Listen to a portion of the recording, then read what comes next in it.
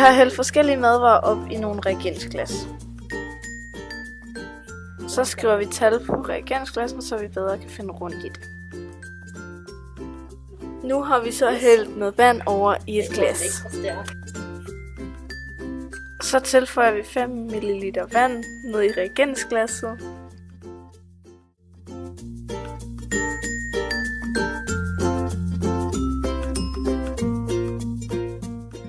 Så tilføjer vi et par dråber i odkaliumopløsning.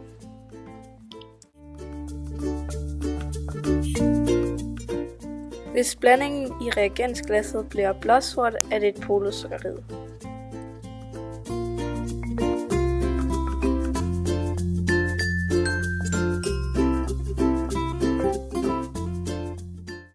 Vi bruger de samme madvarer som før, men vi starter med at lave et vandbad, og så varmer vi det op til 90 grader. Det næste vi gør er, at vi tager vores reagensglas, og så er det, at vi bare opløser 5 ml vand.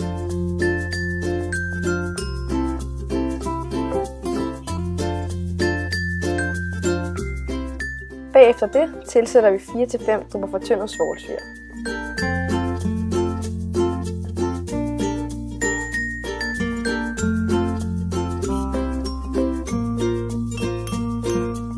Så tænder vi vores bunsenbrænder og koger blandingen over den i 1 minut.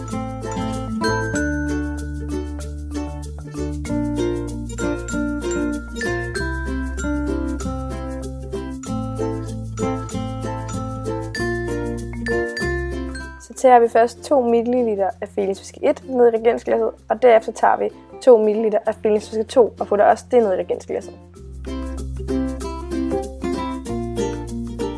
Derefter putter vi reagensglasset ned i vandbadet, og hvis det er, den her blanding den bliver orange eller rød, så er det et dessereret.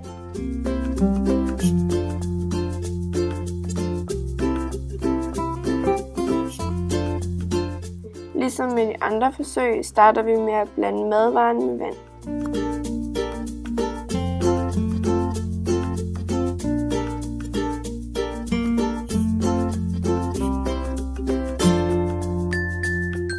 Vi tilsætter 2 ml Felis-væske 1 og derefter 2 ml Felis-væske 2.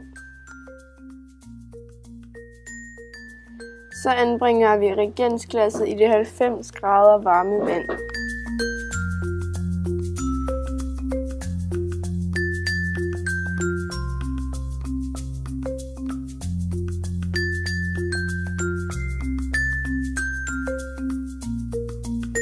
Hvis opløsningen bliver orange eller rød, er det et monosakkarid.